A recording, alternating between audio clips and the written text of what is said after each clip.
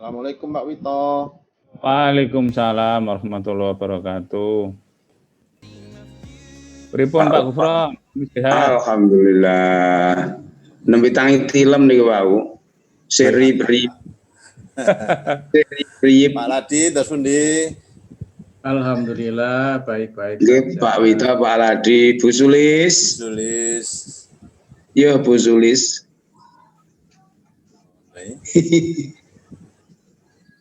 Pak Dwijo apa kabar? Ada Pak Baik, Dwijo, Pak Pak Bambang. Sehat Baik, Pak Bambang. Yo.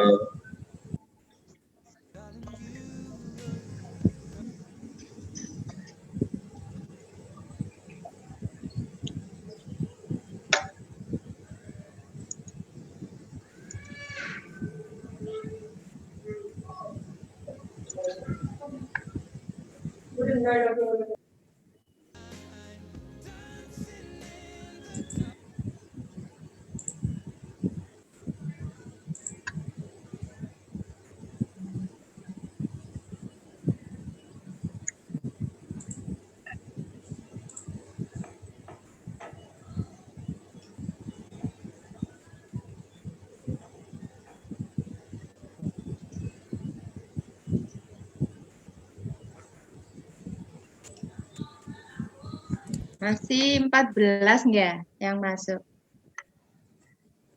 13. Oh, 13. Oh, enggak, 13. Bu Sulis dari mana, Bu? Sidoarjo, Pak. Sidoarjo mana, Bu? Sidoarjo mana, Bu? Sidoarjo Tulangan. Oh, saya punya saudara itu di Lebo. Ya, dekat Pak dekat rumah saya. Oh ya? Iya. Perumahan Lebo tahu, Bu? Iya, tahu. Nah, itu saudara saya di situ, guru, Bu. Saya Guru. perumahan Graha Pesona, Modong. Wah, seperti mempesonanya Bu Sulis.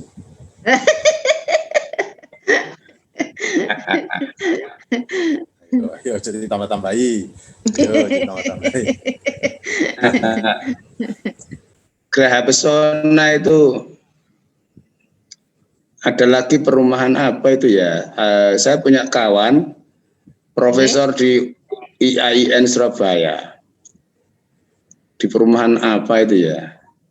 Sidoarjo juga, Ya. Pak. Sidoarjo, iya. Tapi Ya, orangnya kalau sakit, main- Bu. Oh. Sakit apa? Sakit stroke. Oh. Profesor Jadi itu. kalau main ke Sidoarjo mampir, Pak. Insya Kok saya Allah. dari ditawari? Kok saya dari ditawari? Monggo. Pokoknya main Padahal- ke Sidoarjo monggo mampir. Padahal Ya. saya orang Waru loh, Bu. Loh, nggih ta, Pak? Nggih? Beneran? Nggih. Pasar Lama nih, Bu. Oh, deket, Pak. Sebelah Ya. sebelah kirinya jembatan layang flyover itu. Nggih, nggih. Nggih, monggo, Aku gak Pak. di- Aku gak ditawani Bu Sulis. Bangun. Nggih, monggo, Pak. Kita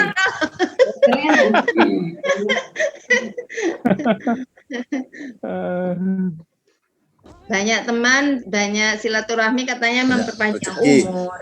Insya Memperpanjang Allah. umur. Akhir rezekine Bu Yon. Nggih, bener. Ini naik terus-terusan ketiban tamu. Wah, Ya ngeres. Apa, Pak? iya akeh. Suguhane sing akeh. Pak Bambang layarnya kok masih ditutup, Pak? Nggih, saya di bengkel, Pak. Oh Waduh. gitu. Nggih, kata alat niki. Heeh. Kalau Pak Gufron itu Ponorogo mana, Pak? Saya itu sekolahan saya di Ponorogo, namanya Kecamatan Jenangan. Oh, nggih, kula ngertos kula nanti ndak beriku. Di situ ada SMK Jenangan ya, Pak? Iya, SMK Pengkap itu. Saya kemarin pernah Ya. ke sebelah utara itu ke timur, Pak. Ada rumahnya temannya anak saya. Main ke situ saya. Oh ya, di sebelah mana, Pak? Sebelah utaranya SMK Pengkap itu kan ada jalan itu menuju ke arah. Oh iya, iya, iya Pak. anak saya. Betul. Kalau Pak Gufronnya mana? Dolopo, Pak. Tempat Oh, duren-duren Dolopo. itu. Oh, Nah, nggih. masa dipamerkan tok, kapan bagi-bagi? Ayo Rene. Ayo ke Ponorogo. Nah, mampir golek duren. Bubaran dari Malang langsung ke Ponorogo. Iya. Alhamdulillah. Dolopo itu apa Madiun, Pak? Dolopo itu Kabupaten Madiun. Oh, Madiun ya. Iya. Jadi bukan Ponorogonya. Bukan, Pak. Yang saya kerjanya di Ponorogo. Itu pun saya sudah pensiun loh, Pak, sebetulnya, Pak. Wah, Tapi disuruh jadi kepala sekolah itu. Maunya saya nggak mau, cuman ditarik. Ya wis. Demi nusa dan bangsa, Pak. Oh, Cocok. ada Kan tarian. orang hebat Pak Gufron. Cocok Ya. semangat. Tapi nggak pernah di SMK, Bu, saya, Bu. Di mana? Di SMP. Saya dulu jadi kepala sekolah pertama kali di SMA. Terus kedua itu di Mesir, itu di Sekolah Indonesia Kairo. Luar biasa Terus pengalaman. ketika di Myanmar, di Yangon. Pernah di sana ya, Pak?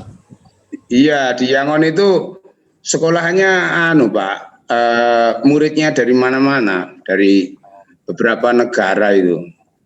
Oh, bukan Ya, sekolah dari- Indonesia di Yangon itu, Pak. Iya, dari TK sampai SMA itu. Murid 550 berapa gitu. Di sana punya berapa putra, Pak? Apanya? Orang Yangon itu loh, Pak. Kalau ketemu orang Jawa itu seneng loh, Pak. Iya, orangnya mirip orang Jawa aslinya itu. Angge. Mirip. BE. Mungkin saras dulu. Lagi Yang membedakan karakternya apa, Pak? Ya, boten Yang BE. membedakan karakternya dengan luar negeri, Myanmar. Indonesia dengan Myanmar, Jawa dengan Myanmar itu mirip, Pak. Karakternya Sama. itu orangnya ramah-ramah. Dia kan cikal bakal Mojopahit itu, Pak. Mirip orangnya. Pokoknya kalau yang asli Myanmar Jawa, itu Jawa, asli Myanmar. ya itu mirip. Seperti ketemu Mirip. saudara lama. Mirip Terus mirip kayak tulis- Pak Bambang ya.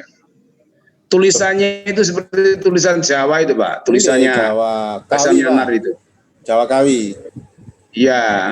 Cuman Makanya bahasanya Saya- mirip bahasa Cina.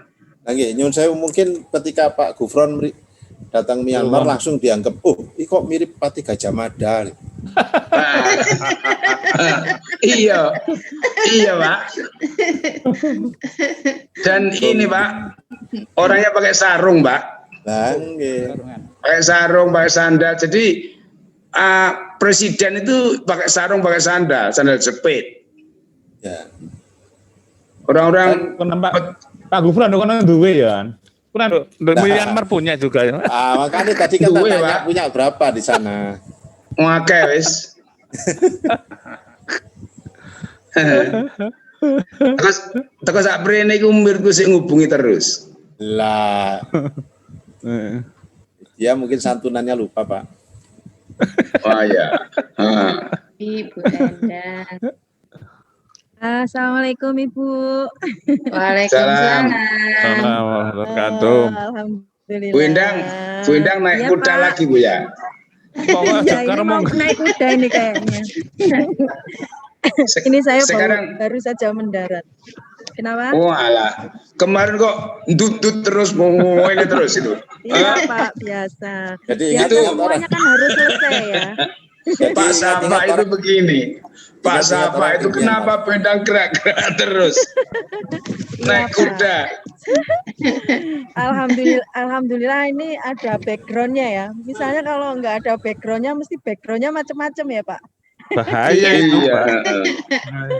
Pol bahaya. Alhamdulillah Bu. Halo. Ya ya Pak. Halo. Ada pertanyaan Halo. untuk saya Pak sebelum saya naik kuda nanti. Ada Bu Endang. Bu Endang. Iya Pak. Iya Bu Kayaknya- Iwi ada. Iya. Kayak ini Bu Endang tetap juga naik kuda tuh. Iya Saya juga ini gitu enggak. enggak ya? Untuk Bu Wiwit ini juga Itu naik kursinya kuda ya? baru tuh kursinya. saya juga gitu tuh Bu. Lagi weekend semua berarti Bu ini Bu. Iya. Jadi ini semuanya bisa teratasi semua. Itulah perempuan. Kehebatannya Oke. perempuan ya Bu ya. Betul. Percaya aku, percaya. Iya. Wonder Woman Pak. Nah, siap. Bu Endang Harus suka diakui Bu Wiwit menunggangi. ya. Bu Endang suka menunggangi kuda. Nah, itulah tugasnya perempuan, Pak. Bendang ini Pak Safa belum keluar ini kayaknya. Iya, sepertinya Nanti ya. komentar jenengan nanti. Masih anu Pak Jelas itu, Safa, Bu. masih Mimpin ngentas, itu rapat ngentas PKK garam, mungkin. ngentas garam, ngentas Iya. garam. Pokoknya nanti Pak Safa sudah kelihatan. Oh, Pak Irfan sudah Pak Safa sudah keluar. ada, Bu. Rame itu Oke. nanti. Jangan sampai tahu rahasianya perempuan Pak Irfan nanti ya, Bu. Jadi Hanya tadi rahasia sudah mendengarkan nggak Bu? Oh, sudah ya, Pak. Saya pikir belum, Pak. Ya itu nanti jadi catatan salah satu materi nanti ditambahkan ya, Pak. Saya yang pertama tadi masih sama Pak Wito sama Pak Ladi tadi. Gitu ya, Pak. Siap. Baik Bapak Ibu, kita mulai saja ya karena kan Iya, tidak Pak. wajib semua harus Ya. hadir gitu ya. Oke. Oke. Baik, Assalamualaikum warahmatullahi wabarakatuh. Waalaikumsalam warahmatullahi wabarakatuh. Alhamdulillahirrahmanirrahim. Gimana kabarnya Bapak Ibu semua? Alhamdulillah. Alhamdulillah. Baik, sehat. Alhamdulillah. Sehat, Pak. Kita senantiasa diberikan kesehatan oleh Allah Subhanahu Amin. wa taala. Amin.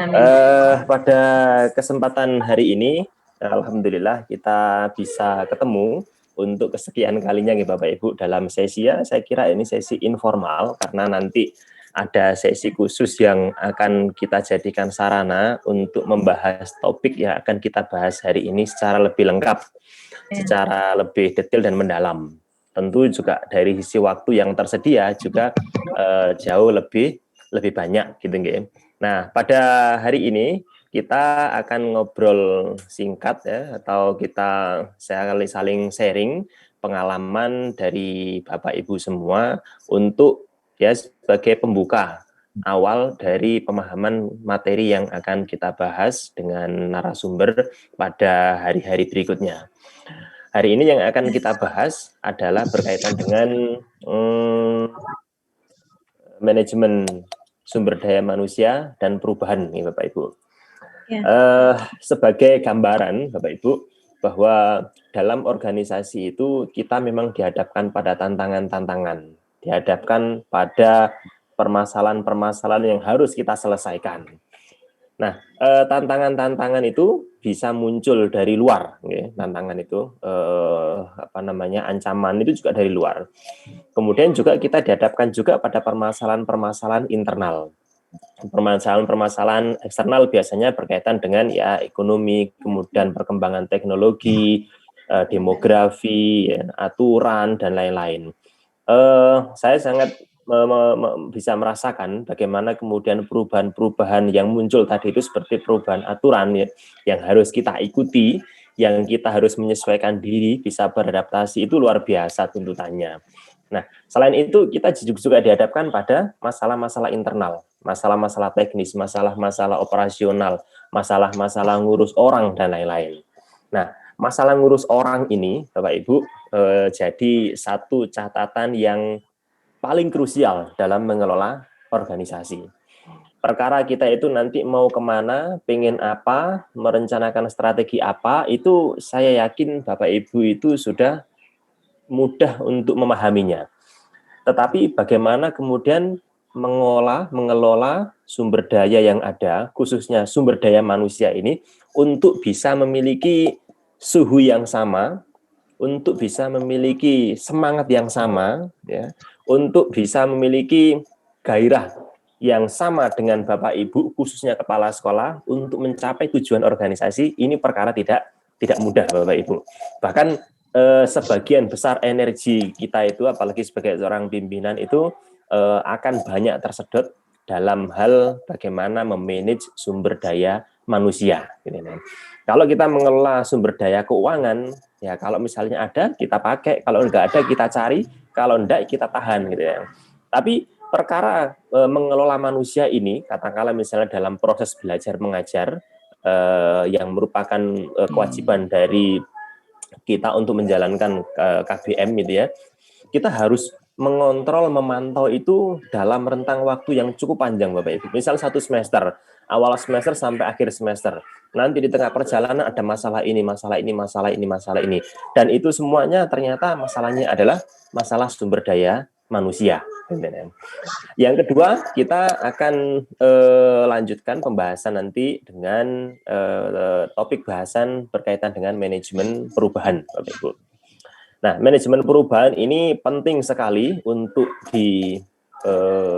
betul-betul difahami, kemudian dihayati oleh kita semua, tidak hanya oleh para kepala sekolah, ya, tidak hanya oleh para kepala sekolah, tetapi juga oleh seluruh komponen anggota organisasi, gitu ya. Nah, tuntutan kita untuk terus berubah ini menjadi satu keniscayaan yang harus kita penuhi. Gitu ya. Karena kalau misalnya kita tidak berubah, kita nanti akan ketinggalan, kita nanti akan tergilas oleh persaingan yang ada dalam satu industri. Sampai kemudian ada yang mengatakan, dan kemarin juga sempat disinggung oleh Pak Fahri gitu ya, tidak ada yang kekal itu adalah ya perubahan itu sendiri. Gitu ya. Ini menggambarkan bahwa nanti dari waktu ke waktu, dari dulu sampai sekarang, atau sekarang menuju ke yang akan datang, perubahan-perubahan itu tidak akan pernah berhenti adanya. Sehingga yang menjadi tuntutan bagi kita, apalagi kita sebagai Bapak Ibu sebagai motor organisasi gitu ya, adalah menyikapi perubahan-perubahan tersebut itu yang kemudian sebelumnya terasa menjadi ancaman, tapi nanti kemudian bisa kita ambil sebagai peluang. Nah, misalnya perubahan-perubahan yang menuntut kita harus merespon, ya perubahan-perubahan teknologi misalnya. Kemarin cara belajar kita itu dituntut harus berubah karena adanya pandemi misalnya. Tuntutannya proses pembelajaran harus secara daring Bapak Ibu. Kita kalau misalnya alergi atau tidak adaptif terhadap perubahan, masa kita mau tidak akan melaksanakan pertemuan kelas dalam rentang waktu yang cukup lama misalnya gitu ya. Nah, perubahan-perubahan seperti ini juga harus kita respon gitu ya. Ternyata dengan adanya ancaman perubahan yang muncul dari eksternal, itu kalau kita mampu mengelolanya dengan baik, justru nanti akan menjadi peluang yang luar biasa. Nah, sekarang ini saya kira banyak sekali lembaga, institusi yang kemudian bisa melakukan berbagai jenis pelatihan tanpa harus datang. Karena apa? Karena tuntutan perubahan yang kemudian mampu kita respon dengan baik. Kalau misalnya kita pasrah dengan adanya perubahan yang ada, yang perubahan ini terjadi secara alamiah, ya mungkin rencana kegiatan selama ini yang sudah kita mulai sampai hari ini tidak akan pernah terlaksana Bapak Ibu. Tapi karena kita itu menyikapi perubahan dengan baik, akhirnya kita bisa tetap melaksanakan kegiatan ini dan esensinya tetap tidak ketinggalan. Nah, itu sebagai gambaran kenapa kemudian perubahan itu menjadi sesuatu yang harus kita respon dengan baik. Nah, untuk bisa merespon perubahan-perubahan dengan baik, tentu orang-orang yang kita ajak untuk orang yang kita ajak untuk berubah itu tentu harus kita kondisikan terlebih dahulu. Ya, harus kita kondisikan terlebih dahulu sehingga memiliki cara pandang yang sama, kemudian bisa mengeksekusi dan akan menghasilkan sesuatu yang sebagaimana kita inginkan, Bapak Ibu. Nah, saya kira itu sebagai pengantar diskusi kita pada hari ini. Mudah-mudahan Bapak Ibu sebelumnya saya kira juga sudah membaca modul ataupun materi-materi yang berkaitan gitu ya.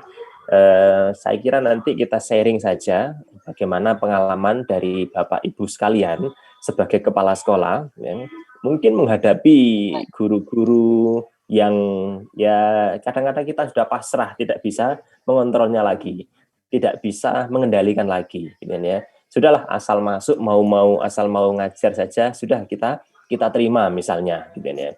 Perkara nanti misalnya apakah kemudian produktivitasnya sesuai dengan yang diharapkan mungkin nanti belakangan, gitu ya. Atau mungkin Bapak Ibu pernah gitu ya merespon satu perubahan yang ada, kemudian Bapak Ibu mengkoordinasikan, kemudian membangun semangat bersama, dan perubahan-perubahan tersebut itu mampu kita implementasikan dan hasilnya baik. Saya kira pengalaman-pengalaman baik dari Bapak Ibu sekalian juga bisa di-share atau diceritakan kepada teman-teman kepala sekolah yang lain gitu ya. Saya kira masalah-masalah tersebut itu bisa kita hadapi, pernah kita hadapi ya. Apakah pernah merasakan best practice ya, menghadapi mengelola orang-orang yang ada, kemudian kita manage hasilnya jadi bagus, atau juga punya pengalaman-pengalaman yang sudah dilakukan upaya begini-begini tapi masih saja belum berhasil gitu ya. Nah, saya kira sharing dari Bapak Ibu sekalian ini penting untuk kita ya sama-sama kaji ya, sama-sama kita diskusikan. Siapa tahu nanti Bapak Ibu bisa mendapatkan sesuatu yang berharga dari pengalaman kepala sekolah yang ada di unit kerja atau di kota-kota kabupaten yang lain gitu ya. Saya kira itu sebagai pengantar. Monggo Bapak Ibu, mungkin ada yang mau disampaikan. Saya Pak Irfan. Cerita tentang sesuatu yang berharga gitu ya. Oke, dimulai dari Pak Edi nggih. Monggo. Pak Ladi, Pak. Monggo. Iya, Pak Irfan mohon izin. Assalamualaikum untuk teman-teman. Waalaikumsalam. Waalaikumsalam warahmatullahi wabarakatuh. Di dalam pengelolaan SDM yang pernah kami alami dan sampai sekarang belum bisa menjadikan memberi solusi, Pak Irfan.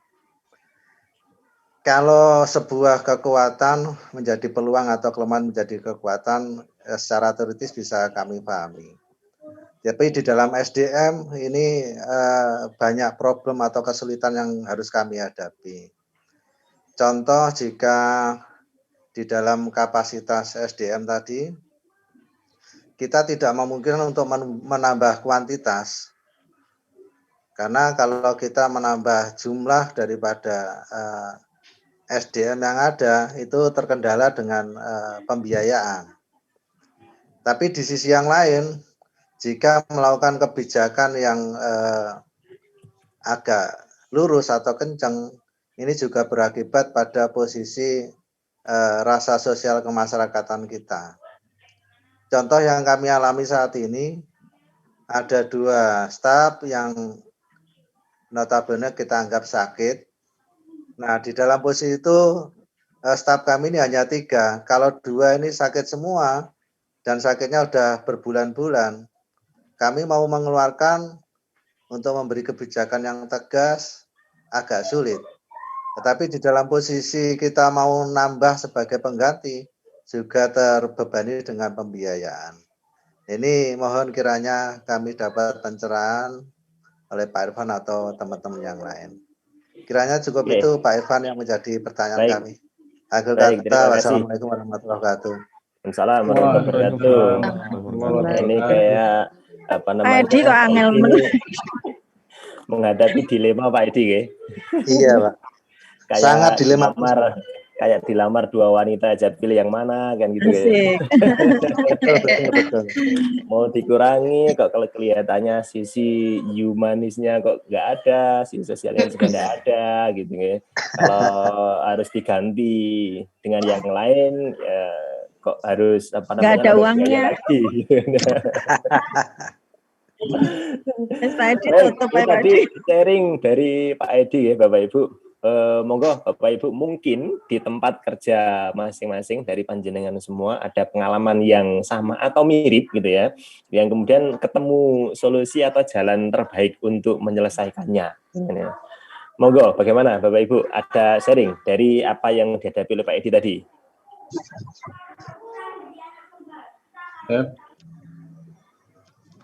Pak Ladi, monggo Pak Ladi, monggo. Terima kasih.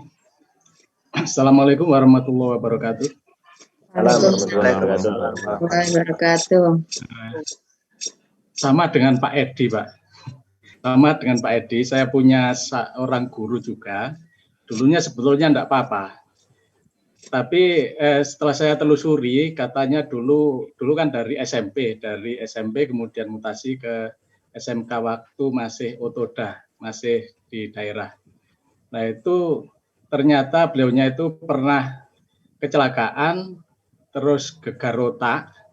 Nah untuk pemulihan lama, dan sekarang ini di tempat kami itu pokoknya enggak bisa diatur sudah. Sakar PDW. Kami sudah laporkan itu, kemudian kayaknya cari solusi itu juga. Ini kan kelemahan kita orang Indonesia itu kan antara manajemen perasaan dengan manajemen organisasi ini yang nggak bisa dipisahkan gitu ya. Artinya belas kasihan. Jadi sampai sekarang itu masih pernah sama Wakasek saya itu diberi tugas dulu, kan ada pelajaran tambahan untuk persiapan ujian nasional. Ketika saya monitor itu di ruang kelas itu sendiri, nggak ada siswanya. Begitu saya konfirmasi ke siswa, nah ternyata anak-anak itu ikut kegiatan beliaunya sama tidak itu nggak ada artinya. Jadi sama saja. Itu sampai sekarang itu sulitnya bukan main. Juga sudah dilaporkan, tapi ya itu tadi balik-baliknya kita itu orang Indonesia itu manajemen perasaannya kalau sudah begitu.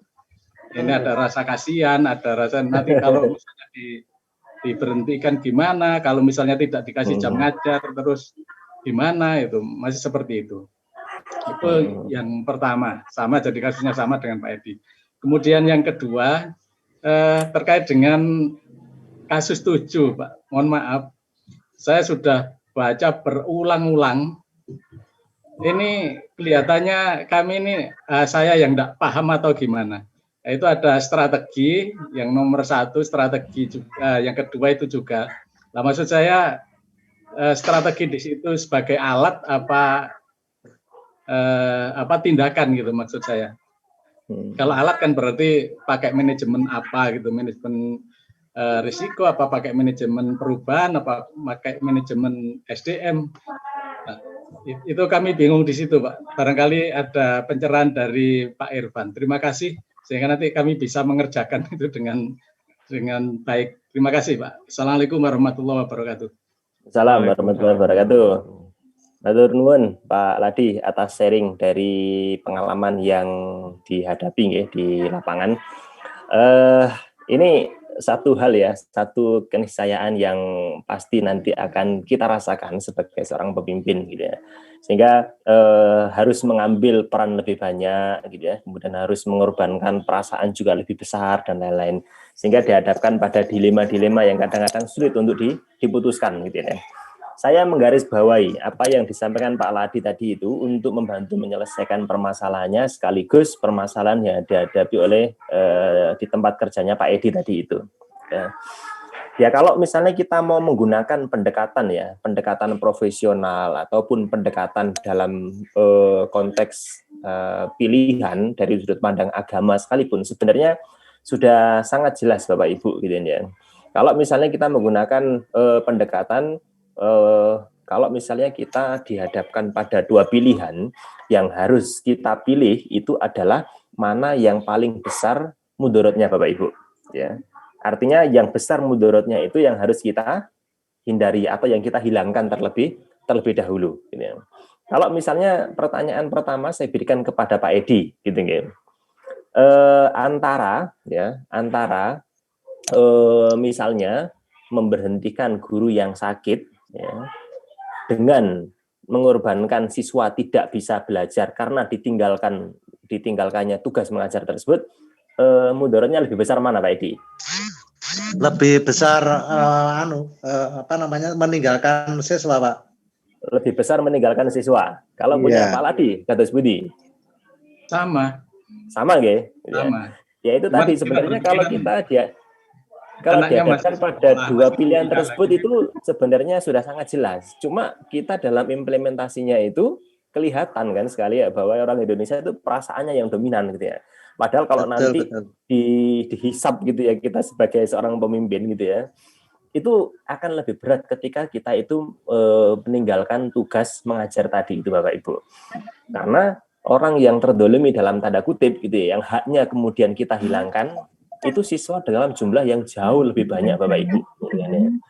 Padahal itu sudah menjadi komitmen kita, sudah menjadi janji terhadap siswa bahwa proses pembelajaran itu harus dilaksanakan karena itu menjadi hak mereka, kan itu ya. Coba kalau misalnya nanti dipertimbangkan lagi dalam hal kualitas pembelajaran, kemudian citra baik sekolah dan lain-lain gitu ya. Itu juga nanti sudah jelas mana yang harus kita pilih gitu ya. Nah, mungkin salah satu alternatifnya adalah tetap misalnya kita ajukan proses bagaimanapun tahapan dan juga langkah-langkahnya gitu ya, untuk supaya proses pemberhentian kalau memang itu kondisinya memang betul-betul terpaksa untuk kita tempuh gitu, karena sudah tidak bisa menjalankan tugas dan kewajibannya. Artinya kalau misalnya mengacu pada peraturan yang berlaku pun saya yakin itu sudah ada dasarnya Bapak Ibu gitu. Dengan pertimbangan apa? Kalau dengan mengorbankan anak-anak jauh lebih besar itu tetap harus kita hindari gitu ya. Kita memperjuangkan hak 1-2 orang, katakanlah misalnya yang sakit tadi itu beserta keluarganya gitu ya. Kemudian yang lain jauh lebih banyak jumlahnya itu kemudian terdolimi haknya, itu konsekuensinya akan jauh lebih besar ya. Entah itu dari sudut pandang kinerja organisasi, dari sudut pandang hubungan antara manusia dengan Allah Tuhan, itu juga sama saja Bapak Ibu, tetap akan lebih bagus ketika kita mengutamakan hak-hak dari para siswa. Tetapi seandainya kok sekolah itu diberikan kecukupan rezeki misalnya, kemudian bisa melakukan second alternatif misalnya, ya tetap kita pertahankan, kemudian kita bisa meng-hire guru lain untuk menggantikan dengan berbagai macam cara, atau misalnya ada patungan atau ada urunan dan lain sebagainya, ya itu mungkin bisa jadi salah satu alternatif. Tentu Bapak Ibu yang ada di lapangan akan jauh lebih menguasai keadaan yang sebenarnya, karena pertimbangannya tentu tidak hanya sekedar sesimpel yang saya sampaikan sebagai solusinya, karena nanti mungkin ada ini yang memberikan masukan, terasa memberatkan, macam-macam dan lain-lain. Tapi gambaran umumnya sudah kita lihat saja mana mudarat yang lebih besar yang akan dimunculkan gitu ya. Itu yang nanti kemudian perlu untuk kita selesaikan sebagai solusi untuk menghadapi permasalahan tersebut, Bapak Ibu. Saya kira itu untuk pertanyaan pertama, Bapak Ibu. Tanggapan dari saya sangat terbuka bagi Bapak Ibu semua. Kalau misalnya ada tambahan alternatif solusi untuk menyelesaikan permasalahan SDM tadi. Pak Hari Rumian, Pak Hari Mulyono Rien, monggo. Oke, assalamualaikum warahmatullahi wabarakatuh. Waalaikumsalam warahmatullahi wabarakatuh. Pengalaman saja, menyikapi tentang pegawai yang seperti itu. Ini pengalaman saja. Kita harus tahu dulu posisi pegawai itu sebagai apa. Dia posisi ASN atau non ASN. Kalau itu ASN, ada prosedur yang harus kita lakukan untuk kita komunikasikan dengan BKD. Kalau itu memang kemudian kita komunikasikan dengan BKD, nanti BKD akan melakukan proses verifikasi. Nah, misalkan itu adalah seorang guru dan itu adalah seorang ASN, maka BKD juga akan melakukan verifikasi. Dia mempunyai kemampuan atau kompetensi enggak nanti dia sebagai seorang gurunya. Atau kalau itu tidak, tapi dia masih memenuhi syarat sebagai seorang ASN, maka fungsi sebagai seorang gurunya mungkin akan dihilangkan. Konsekuensinya apa? Konsekuensinya salah satu mungkin kalau itu sudah sertifikasi, mungkin sertifikasinya sudah tidak bisa dipenuhi lagi. Ini komunikasi prosedural yang hubungannya dengan pemerintahan. Nah, kalau yang itu nanti bukan ASN, yang non ASN, itu kita harus juga melihat tentang akad kita di awal. Mungkin perjanjian kita dengan yang bersangkutan. Kalau mungkin di perjanjian yang sudah kita lakukan dengan yang bersangkutan itu, misalkan kita ada pola gaji pokok, kemudian ada kinerja dan lain sebagainya, bisa jadi nanti yang bersangkutan itu kita coba hargainya dengan gaji pokoknya saja. Misalkan kaitannya dengan kinerja, karena kinerjanya sudah berkurang banyak, ya bisa jadi haknya sebagai kinerjanya mungkin akan kita turunkan. Itu untuk mencoba menengahi antara hati dengan prosedur yang sudah kita lakukan. Mungkin sementara itu saya punya pengalaman ada di sana sehingga hak-haknya juga bisa terpenuhi. Mungkin begitu Pak Irfan. Mohon maaf. Terima kasih Pak Ari, masukan yang sangat bijaksana ya. Kalau saya lihat dari Pak Edi tadi bayangan saya SMK-nya swasta, tapi ini SMKN Pak apa namanya? Pak Edi, ada kemungkinan berarti ada kemungkinan ASN ya, sehingga prosedur yang harus ada itu saya kira perlu untuk ada gitu ya. Baik, yang kedua masukan dari Pak. Halo. Pengalaman. Iya, begini, kalau yang berkaitan dengan Pak, siapa tadi yang Edi. Pak Edi, itu kalau nggak salah ada sebuah dalil ya, darul mafasid muqaddam min jalbil masalih. Nah itu di usul fikih kalau nggak salah begitu. Jadi yang disampaikan oleh Pak Irfan tadi betul sekali, menghindari sesuatu hal yang madorotnya banyak itu harus didahulukan dibandingkan dengan berbuat kebaikan sekalipun itu. Nah oleh karena itu mungkin tadi kalau disampaikan bahwa kasusnya Pak Edi tadi kita lebih memberatkan mengatasi siswanya yang tidak ada gurunya, ya itu saya pikir sudah betul. Lantas yang kedua, saya ingin share dengan pengalaman saya. Ada sesuatu yang baru yang akan kami terapkan di sekolah kami waktu itu. Antara lain, kami ingin memasang CCTV di setiap kelas waktu itu. Kami sudah mulai dengan penjelasan bahwa CCTV ini manfaatnya banyak sekali. Antara lain kita bisa melakukan monitoring Bapak Ibu guru, sehingga pada saat kepala sekolah masuk itu langsung kita bisa melihat mana kelas yang masih kosong gitu, mana kelas yang sudah terisi. Nah, hal-hal yang lain itu mungkin suatu saat ada perkara yang ada di kelas itu mungkin bisa kita putar kembali rekamannya. Nah, semula banyak protes, tapi karena kondisinya waktu itu orangnya terlalu sopan, itu tidak berani hanya dari belakang saja. Cuman saya ya terus begitu karena saya punya keyakinan bahwa itu merupakan hal yang maslahat bagi sekolah. Akhirnya dipasang CCTV itu.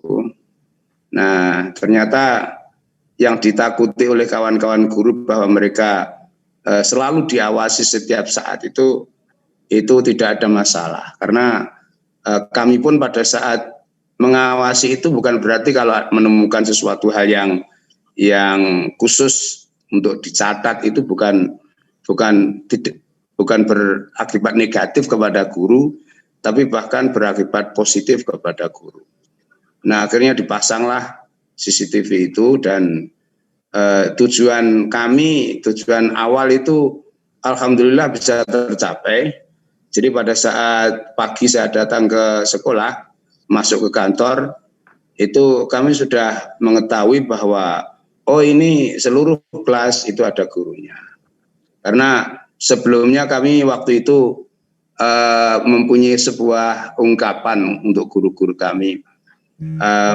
Unattended class is zero tolerance. Saya bilang seperti itu. Jadi kelas tanpa guru itu toleransi nol. Nah, jangan sampai itu ada yang kosong. Nah, oleh karena itu makanya kami sampaikan kepada guru-guru, kalau Bapak Ibu ingin izin atau mungkin ada masalah yang sehingga Bapak Ibu tidak bisa mengajar, itu cara menyampaikan itu ada dua macam. Yang pertama adalah memberitahukan. Yang kedua adalah mohon izin. Memberitahukan misalkan kalau sakit begitu. Kalau sakit itu sifatnya memberitahukan. Mungkin yang lain mungkin pada saat ada yang keseripahan, itu tetangga atau mungkin keluarga itu sifatnya memberitahukan. Tetapi kalau izin mau ada kepentingan keluarga, itu harus kalimatnya harus mohon izin lah. Oleh karena itu diizini atau tidak itu nanti ada prosesnya. Nah, sehingga permohonan izin itu harus disampaikan 3 hari sebelum hari H. Nah, sehingga kita bisa mengatur suatu saat nanti yang izin itu hanya 1 orang dan guru piketnya itu cukup. Nah, mungkin dan kepentingannya itu mungkin sesuatu hal yang bisa dipertimbangkan untuk diizinkan, maka kami izinkan. Nah, kalau terpaksa itu misalkan yang izin itu sudah lebih dari jumlah guru piket yang ada. Nah, mungkin ini bisa kami sampaikan, mungkin dilaksanakan lain kali saja. Nah, dengan seperti itu maka zero tolerance terhadap kelas kosong itu waktu itu bisa dilaksanakan dengan baik, plus pemasangan CCTV. Nah, pada saat CCTV dipasang itu alhamdulillah tidak ada kendala apa-apa. Yang ditakutkan sebelumnya sebuah kepercayaan bahwa mereka nanti akan diawasi, terus mereka itu akan merasa diincang terus begitu, itu akhirnya tidak ada. Nah,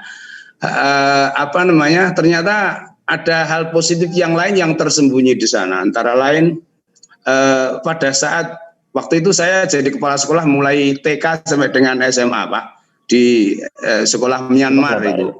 Di Myanmar, di Yangon. Nah, itu waktu itu pada saat ada anak bertengkar misalkan di dalam kelas itu, terus jadi masalah, itu kita tinggal ini aja memutar video itu tadi CCTV itu digunakan sebagai bahan pertimbangan untuk memecahkan masalah itu, termasuk suatu saat orang tua diundang untuk menyaksikan, oh ternyata prosesnya begini loh. Pada saat bertengkar antara satu orang dengan orang yang lain, yang mukul duluan yang ini. Nah, itu. Yang berikutnya itu ada kasus HP hilang. HP hilang berkali-kali sampai ketemu karena apa? Yang mengambil itu akhirnya ketahuan dari situ. Nah, inilah makanya sebuah change itu suatu saat itu akan ada resistensi yang luar biasa. Namun demikian dengan memberikan penjelasan yang baik, atau mungkin suatu saat kita bisa menggunakan pendekatan mungkin dipaksa dulu. Setelah dipaksa nanti akan menjadi terbiasa. Nah, setelah terbiasa nanti akan menjadi budaya. Nah, barangkali seperti itu kalau kita yakin bahwa itu adalah sesuatu hal yang benar. Terima kasih. Assalamualaikum warahmatullahi wabarakatuh. Assalamualaikum warahmatullahi wabarakatuh. Terima kasih Pak Gufron. Sharingnya cukup menarik ya, sebagai salah satu alternatif untuk penyelesaian masalah-masalah yang dihadapi tadi itu ya. Menggunakan CCTV, ini fungsi malaikat sudah bisa dilakukan oleh manusia ini ya. Karena bisa memantau aktivitas-aktivitas yang kita inginkan. Tadi yang berikutnya sudah angkat tangan adalah Pak Bambang. Monggo Pak Bambang, barangkali ada. Assalamualaikum. Assalamualaikum Pak Irfan. Terima kasih. Saya punya pengalaman di sekolah lama saya. Ada guru itu tadinya seorang wakil kepala sekolah. Kemudian setelah saya pelajari pribadinya, kayaknya kok saya tidak cocok. Akhirnya saya ganti. Nah, sejak saat itu tidak pernah masuk.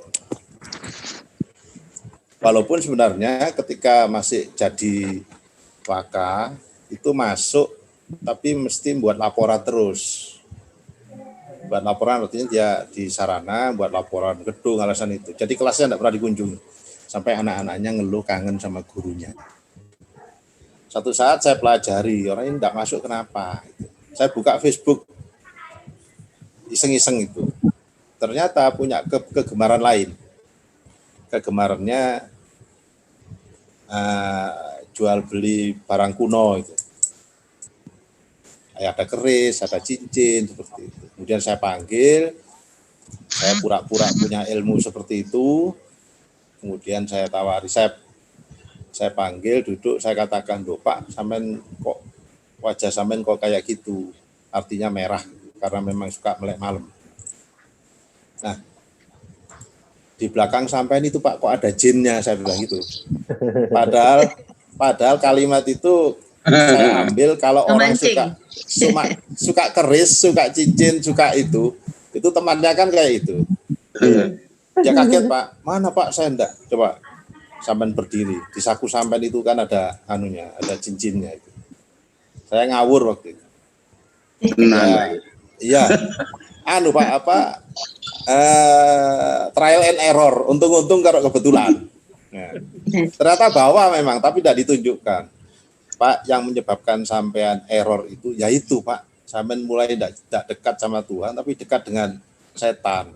Nah, saat itu terus keluar air mata. Saya bingung juga, biasanya itu teman Wakasek lain itu tidak berani negur, karena pernah satu kali ditegur, dia pukul mejanya itu. Jadi kan takut. Akhirnya terus keluar dari ruangan saya itu pakai tisu mengusap mata. Sama TU masuk Pak. Tuh, banyak TU yang ada di luar ruangan saya itu masuk. Bapak ada apa? Bapak enggak kenapa-apa. Saya keluar senyum-senyum aja. Ada apa?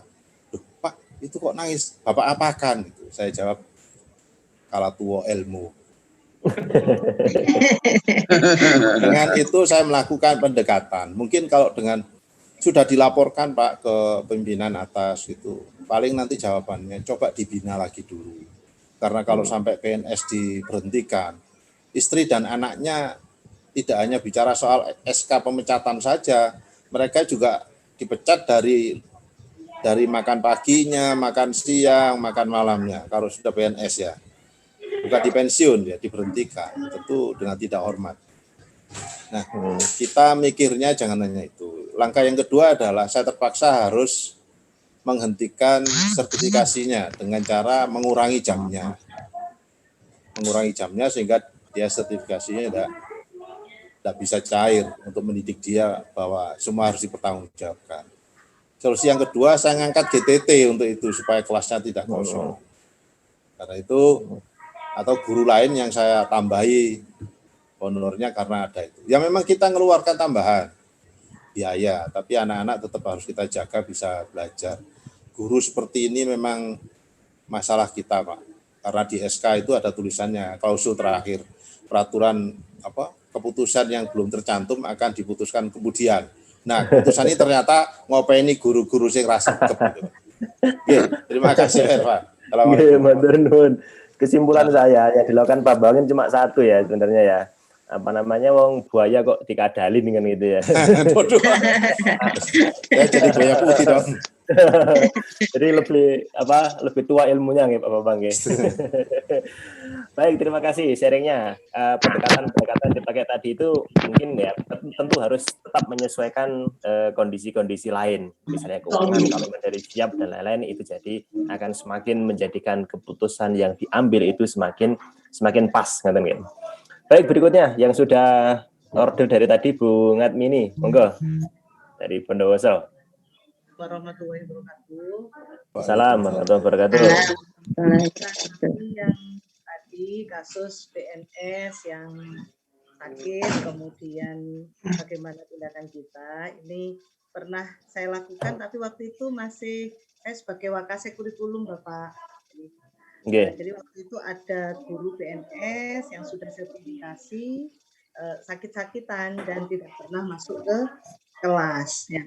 Nah, saya waktu itu sebagai Wakasek kurikulum berembuk dengan kepala sekolah, gimana Bu ini enaknya kan gitu ya. Nah, di situ langsung pertama kami beri jam sedikit.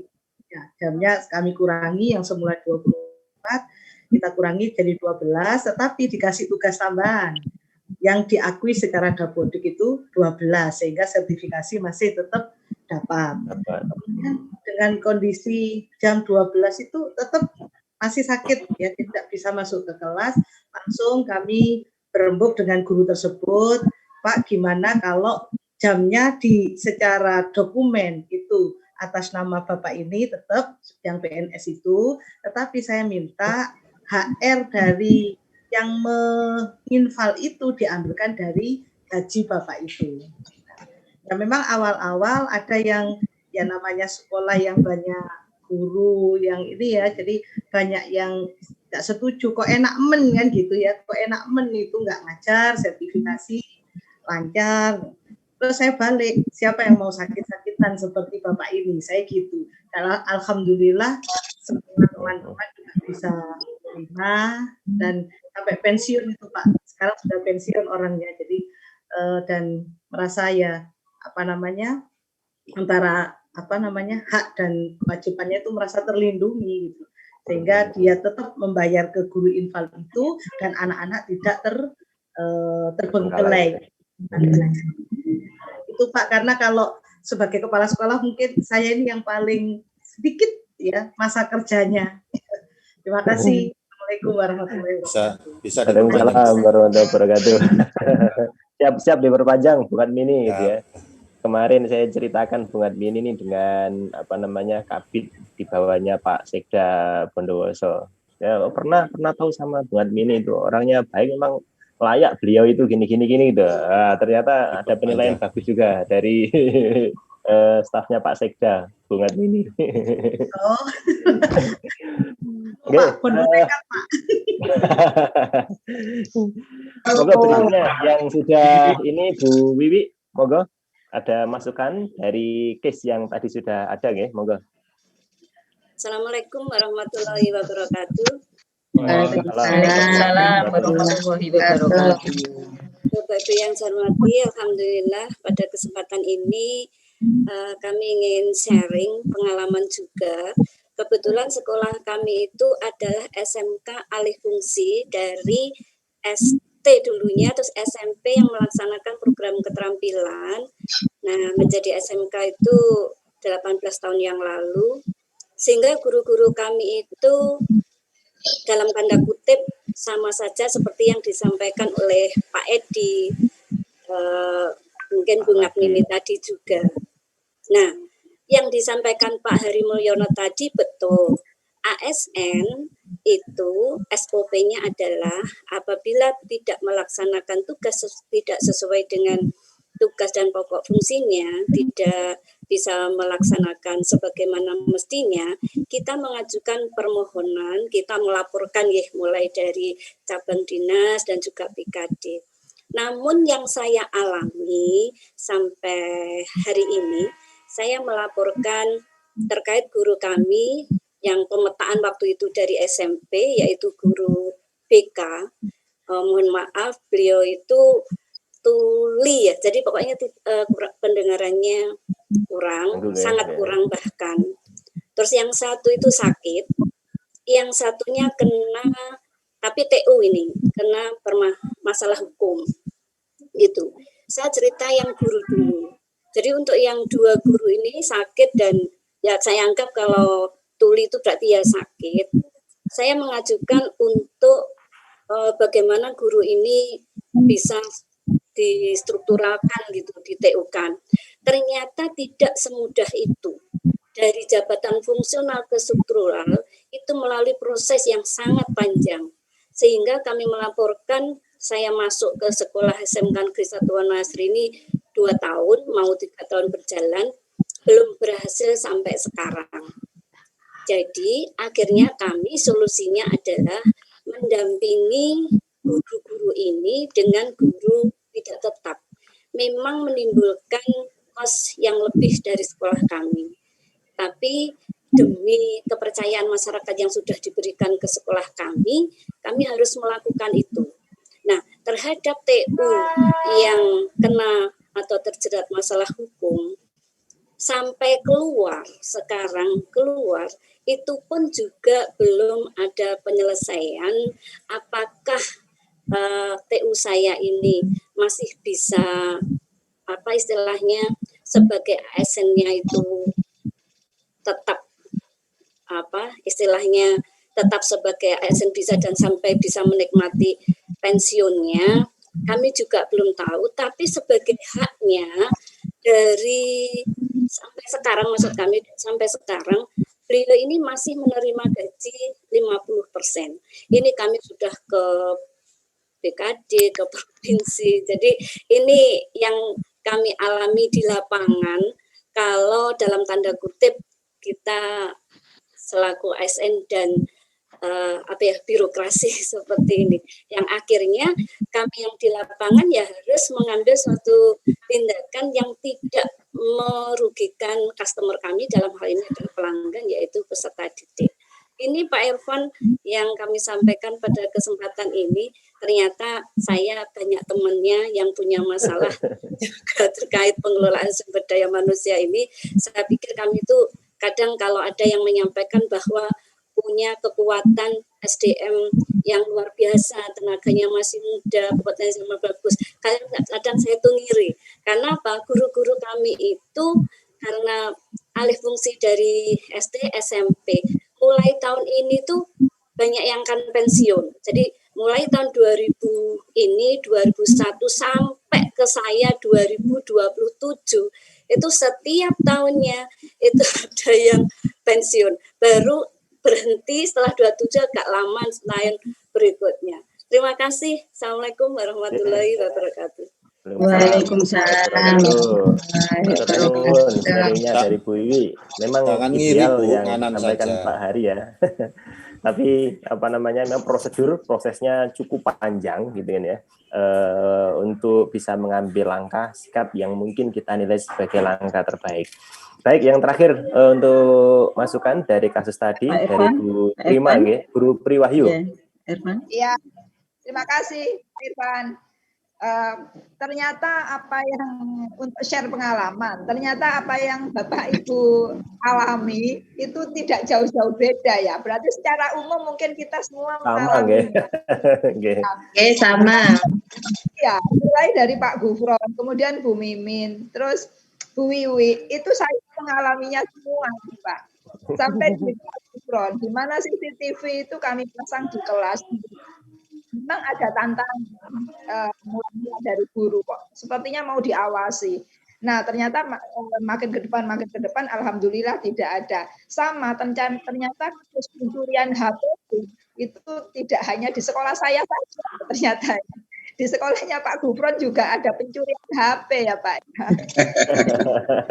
Saya juga ketika ada HP siswa yang hilang, kami bisa juga melacaknya melalui CCTV tersebut. Bahkan di arena parkir, di mana siswa kemudian meletakkan di arena parkir, itu kami bisa melacaknya gitu. Jadi memang itu hal yang penting dan bukan merupakan hal yang ngawasi seseorang gitu. Alhamdulillah dari mula-mula tantangan ke depannya ini para guru juga akhirnya maulah menerima gitu.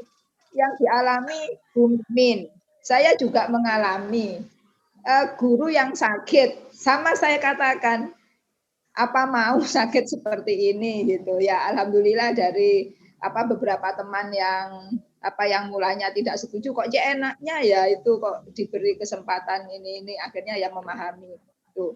Yang dialami Bu Wiwi sama Pak di sekolah saya itu karena kasus gula, diabetes, seorang guru matematika itu bisa mengalami penurunan penglihatan itu sampai 80% dan akhirnya hanya bisa melihat cahaya saja. Nah, ini tidak mungkin kalau misalnya jadi guru. Akhirnya kami koordinasi dengan provinsi 2 tahun berjalan itu tidak bisa gitu, tidak kunjung akan distrukturalkan itu, tidak kunjung selesai gitu. Nah, memang terus kemudian ada pendampingan, ada yang mendampingi si guru tersebut dan ya memang seperti itu akhirnya solusinya gitu. Mungkin menurut saya dan menurut Bapak Ibu mungkin ya. Nah, mungkin dari diskusi ini mungkin ada pengalaman lain yang mungkin ada yang bisa kami tindak lanjuti dengan lebih baik. Misalnya ini si guru ini sudah sekian lama dan proses alih strukturalnya juga tidak kunjung ada gitu. Jadi, ternyata sharing dan ternyata saya merasa tidak sendiri ini sekarang ini. Ternyata sama ya Bu. Nggih, Bu Priwayu. Nggih, Matur terima nuwun kasih. atas sharingnya nggih. Ternyata ya sama semua ya. Saya kira itu Sama Pak. apa namanya masalah umum ya yang sangat mungkin terjadi dimanapun. Baik, ini yang terakhir lagi sebelum saya menjawab pertanyaan dari Pak Ladi tadi nggih. Monggo Bu Ratna yang terakhir. Nggih, terima kasih. Assalamualaikum warahmatullahi wabarakatuh. Waalaikumsalam warahmatullahi wabarakatuh. Saya menceritakan pengalaman saya ini Bapak Ibu. Pada saat awal saya menjadi kepala sekolah di SMK Negeri Tambak Boyo itu ada guru agama Islam. Ini yang cukup bagus sebenarnya hubungan pertemanan di antara guru-guru dan TU. Orangnya kalem, sopan, santun sekali. Lalu saya amati keluhan anak-anak dan ada beberapa guru itu yang menceritakan bahwa jarang masuk karena mempunyai bisnis di luar kota. Ternyata betul. Lalu strategi saya itu saya suruh anak-anak itu membuat ini mencatat bukti kehadiran guru itu tadi. Ternyata setelah saya hitung itu bersama anak, itu dalam 1 semester itu ada 2 bulan. Dalam 1 semester itu tidak mengajar, tidak masuk di kelas itu, kalau dihitung itu 2 bulan. Lalu untuk anak-anak itu kalau syarat kenaikan kelas itu kan kalau di prosentase maksimal itu dihitung harinya kan 20 hari. Nah, jadi kalau lebih dari 20 hari ini termasuk nanti tidak bisa naik kelas, terus dilihat nilai produktifnya. Nah, maka guru itu tadi saya panggil, saya tunjukkan. Lalu ya saya sudah nggak bisa gitu loh kalau meneruskan untuk memakai Bapak yang guru agama tadi mengajar di sekolah itu. Lalu dia menerima. Jadi bukti fisik ya, bukti fisik absensi kehadiran dari anak itu ditandatangani anak ini menjadi dan diterima gitu loh, menjadi bukti yang otentik dan diterima oleh guru tadi, tidak ada masalah. Saya keluar dia menerima, saya keluarkan dia menerima, tidak protes dan lain sebagainya. Lalu ini alhamdulillah menjadi baik untuk di pembelajaran di guru-guru yang lain. Ini seperti ini. Terus yang kedua, pernah terjadi ini ada juga pengalaman saya, ada guru yang kecelakaan, lalu tanpa memberitahukan saya itu selama hampir 3 bulan. Jadi WA juga tidak, kemudian jangankan izin ya, tidak. Jadi lalu saya ini dianggap apa gitu loh, guru itu guru teknik instalasi listrik, Bapak Ibu. Lalu setelah sembuh saya telepon mau datang ke sekolah. Ya sudah, saya tidak bisa melanjutkan untuk dia bekerja di SMK itu. Terus teman-temannya ini tidak terima kayaknya yang guru yang kecelakaan ndak izin itu. Lalu teman-temannya ke saya tunjukkan kalau penjenengan jadi saya, apa sikap penjenengan, saya gitu. Kalau ada seperti ini, ndak bisa menjawab. Akhirnya keluar, ya sudah itu memang sudah saya dengar bisik-bisik itu sudah memang kesalahannya sudah cukup parah, tidak memberitahu, tidak izin kepala sekolah. Ini Bapak Ibu pengalaman saya, yang satunya itu tidak masuk karena ada bisnis di luar kota, yang satunya itu sebenarnya sakit tapi tidak memberitahu saya. Jadi meninggalkan jam pelajaran dengan seenaknya. Sebetulnya saya juga kasihan. Itu, terima kasih. Mohon maaf. Assalamualaikum warahmatullahi wabarakatuh. Waalaikumsalam warahmatullahi wabarakatuh. Unmute Pak Irfan. Terima kasih Bu Ratna atas sharingnya. bayangan saya, perempuan itu kalau jadi pemimpin, jadi kepala sekolah itu penuh perasaan ketika ngambil keputusan ya. Ternyata Bu Ratna tegas sekali ya. Apa galak, Pak? Tanpa perasaan. Galak, Pak ya. Tanpa perasaan. Galak demi kebaikan, Pak.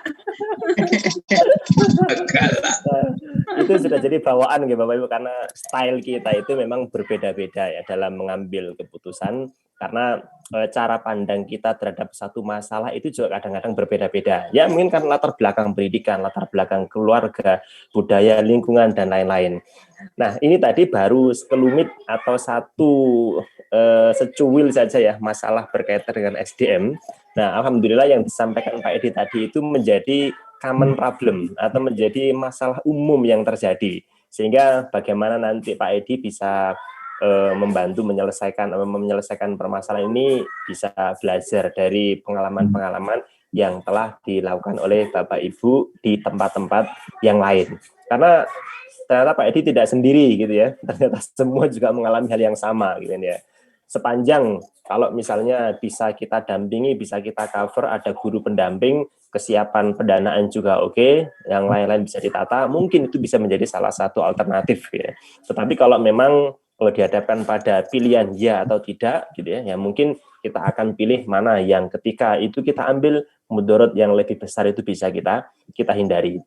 Nah itu saya kira kalau Bapak Ibu nanti ada masalah, ada kasus-kasus yang pernah terjadi, nanti bisa di-sharingkan pada sesi sinkronus yang membahas topik tentang ini.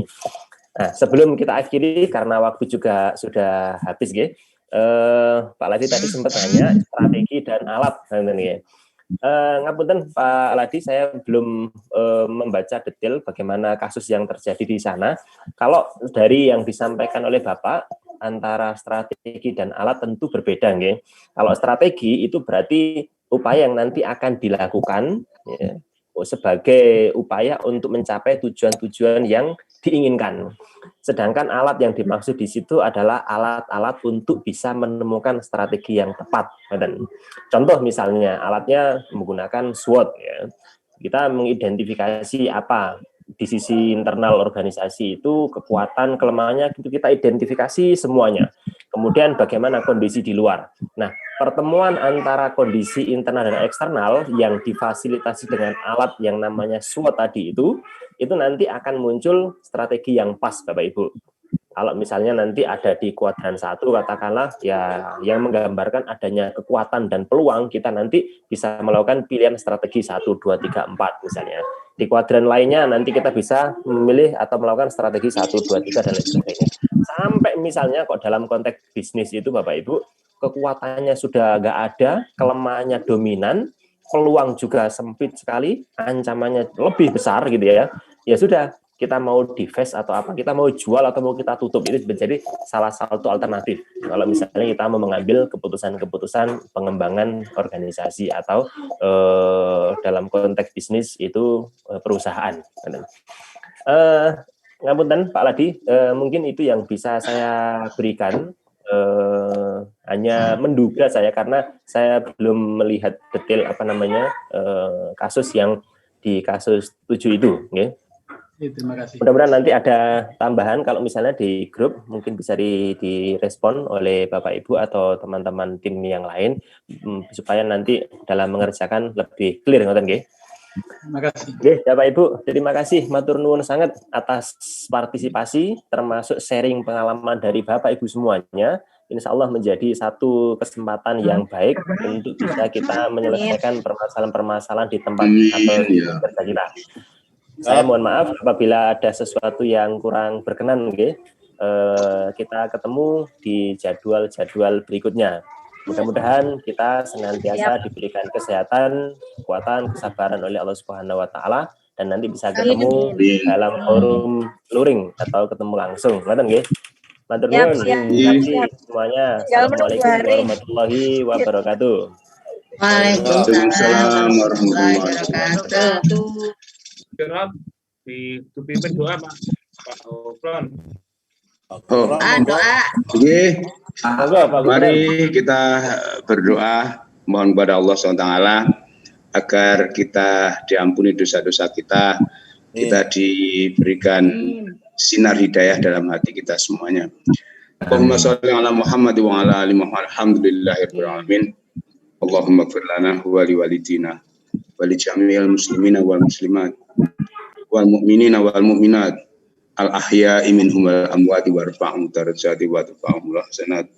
Allahumma inna nas'aluka salamatan fid din wa afiatan bil jasadi wa ziyadatan fil ilmi wa barakatan fil rizqi wa taubatan qabla al maut wa rahmatan indal maut wa maghfiratan ba'dal maut. Allahumma hawwin alaina fi sakharatil maut wa najata minan nari wal afa 'indal hisab. Allahumma nawwir qulubana bi nuri hidayatika kama nawartal arda bi nuri syamsika ya arhamar rahimin. Allahumma arinal haqqa haqqan warzuqna ittiba'ah wa arinal batila batila warzuqna ijtinabah. Allahumma dafa'anna al-ghala wal waba wa zalazil wal mihan wa su'al fitani ma dhahara minha wa ma batan an baladina hadha khassa wa an sa'iri buldanil muslimina amma bi rahmatika ya arhamar rahimin.